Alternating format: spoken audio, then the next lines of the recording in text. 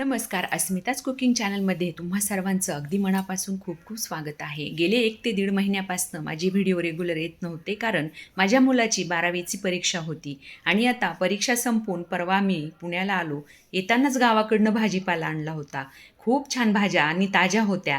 त्यातच ही कोवळी आणि गावरान दोडकी भेटली.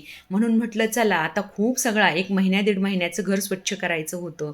म्हणून म्हटलं चला आता पटकन होणारी दोडक्याची सुकी भाजी बनवूया.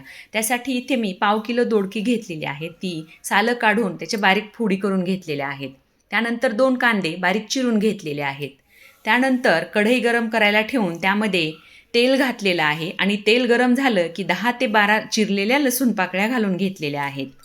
लसूण चांगला सोनेरी झाला की यामध्ये अर्धा चमचा मोहरी आणि अर्धा चमचा जिरं घालून घ्यायचे आहेत. जिरं आणि मोहरी चांगली तडतडली की बारीक चिरलेले कांदे घालून छान लालसर होईपर्यंत परतून घ्यायचे आहेत. कांदा चांगला परतून झाला की नंतर भिजवलेली जी तूर डाळ आहे ती घालून घ्यायची आहे. इथे मी तुरीच्या डाळीचा वापर केलेला आहे. तुम्हाला जर हवं असेल तर तुम्ही मुगाची किंवा मटकीची डाळ वापरू शकता. आता ही डाळ आणि कांदा चांगलं मिक्स झालं की यामध्ये अर्धा चमचा हळद घालून घेतलेली आहे.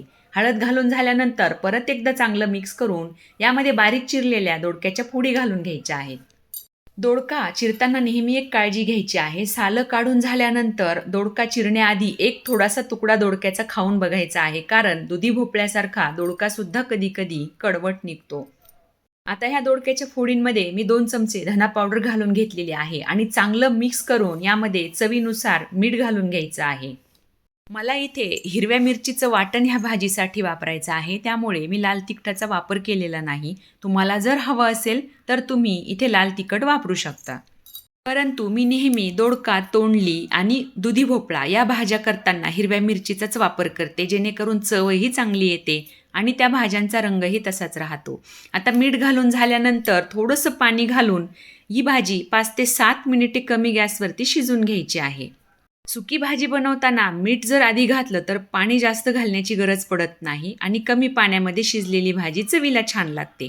आता इकडे दोडका शिजून होतोय तोपर्यंत मी मिरचीचं वाटण तयार करून घेत आहे. त्यामध्ये 5 ते 6 हिरव्या मिरच्या, 4-5 लसूण पाकळ्या आणि अर्धा चमचा जिरं घालून वाटण तयार करून घेतलेलं आहे. आता दोडका शिजून झाला की त्यामध्ये मी हे वाटण घालून घेतलेलं आहे.